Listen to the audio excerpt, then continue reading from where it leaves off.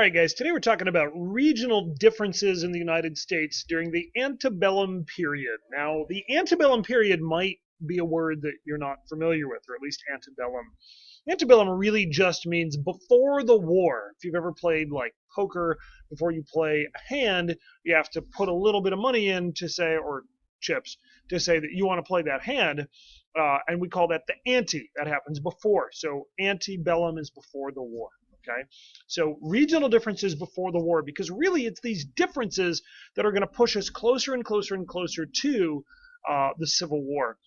If you haven't already downloaded the notes, you can get those from my website. They should be up by now. And if they're not for some reason and you need them, shoot me an email. Let's jump into it.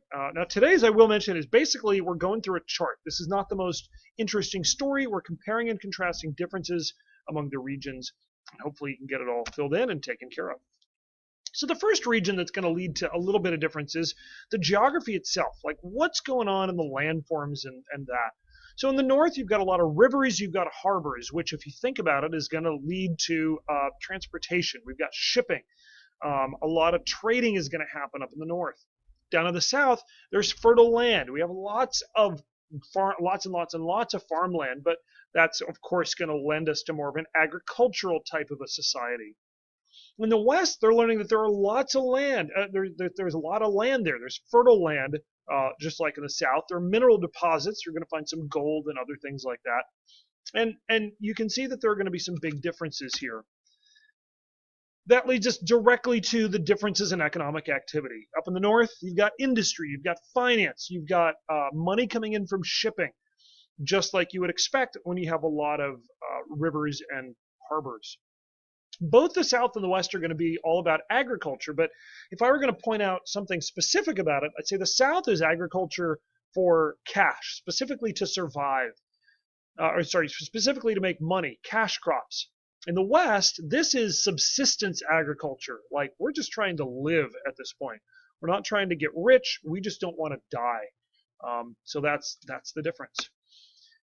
So who does the work in the various regions? In the north, you've got immigrants who are coming in. The Germans, the Irish, they hear that there are factory jobs to be had. At this point, a lot of stuff with textiles, sewing, that kind of thing. And they're going to come over for that sort of work. In the south, of course, it's slaves. The white people don't do the work. They forced slaves to do it for them. I think that's not a surprise. In the west, the farmers do it. I mean, just they're pioneers. They're moving west. They're supporting their own family with the stuff they're growing, and that's it. This makes sense. Education is going to be vastly different between the three regions. Up north, you've got a lot of Puritans. You've got a lot of very religious people, and so they want originally to teach people how to read the Bible. So there's a lot of educational history in the north. In the north, they're going to come up with public education before anybody else. Their goal, in part, is to assimilate the immigrants, to teach them to be just like the people who are already here. And one of the best ways they think to do that is to bring them into a public school, because that encourages us all to be very similar, is the thought. In the South, there's not a lot of educational opportunity unless you happen to be white. They actually outlawed teaching the Africans or the slaves. So that's not going to happen. You're only going to get homeschooled if you're white. There are no public schools. And if your parents happen to be uneducated, you're kind of toast. So basically, we're talking about the wealthy, the well-to-do are going to be okay, and that's how they get educated. In the West, your education is basically, here's a gun, go shoot some bears, and if you survive, then life is good. Okay? Education is very practical, very hands-on. That's what I mean by here's a gun. Okay? There's no formal education to speak of. There is some homeschooling, but it's really just we're trying to survive. There's a discussion that comes up about a national bank. Should we keep having this national bank? If you remember, Hamilton and Jefferson fought over this. Jefferson didn't want it because it didn't jive with his strict interpretation of the Constitution. Hamilton did want it, but it had to be renewed. So the North says, yes, let's have it. That would be great. Now think about why this would be. Almost all the banks are situated up in the north.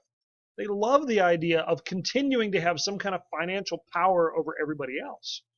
The South says, and the West, they both agree. They think it gives way too much power to the North, especially the Northeast banks, And also, they wanted banks that were local to be around that could give them cheap loans.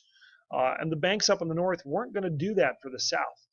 Um, the National Bank probably would have been tied in with one of these northern banks. The south and the west say, no, that's way too much power for them. That's crazy. And so that's going to further divide the regions. About tariffs. We talked about tariffs before, too. This is another Hamilton Jefferson thing. Hamilton thinks we should tax imports, things coming into the country from other countries. And Jefferson says absolutely not. That's going to hurt people who are farmers, people who aren't in industry. The North says, yeah, let's have tariffs. We've got a lot of industries. We want people to buy goods from us. That makes us stronger. So let's do this. The South says if you do that, if you raise a high tariff, we're going to nullify it. We talked about that last time. This is the nullification crisis with Andrew Jackson. The South says, we're going to nullify that if you do it. And the West, they're kind of on the fence. They don't have a strong opinion because they don't have industries, but neither are they getting a lot of these imported goods that were going to now cost more money. And so in the West, they say, fine, we'll support it as long as somebody, the North, promises to give us money for roads and canals and other internal improvements. Now, I do want to point this out really quick. This is a particular, there's a term for this. We call this Henry Clay's American system. Henry Clay is a congressman from New York, or a senator from New York. And he actually says, he's the guy who works out this deal between the West and the North. He says the United States needs some kind of system for moving westward. We're going to move west. So how are we going to do it? They say we in the West will support the tariff for the North because that's what they want, as long as they promise us money for internal improvements. So it's an alliance between the North and the West. Now, how does this drive a wedge between the regions? Well, clearly the South feels like nobody cares about them, and the North and the West are going to side against them. So this is a huge blow to the South. They hate the American system. But you can see it might set the stage for a desire to ensure that Congress is balanced between the regions. That'll come.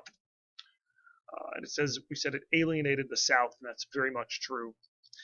We've talked about this in the past, but it's on the chart because I want to make sure you have it. Who founded the regions? Well, in the North, you're talking mostly Puritans and then eventually Quakers.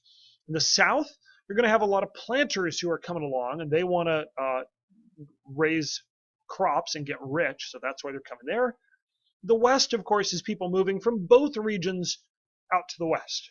Okay, I guess how you're watching it, it's both regions to the West.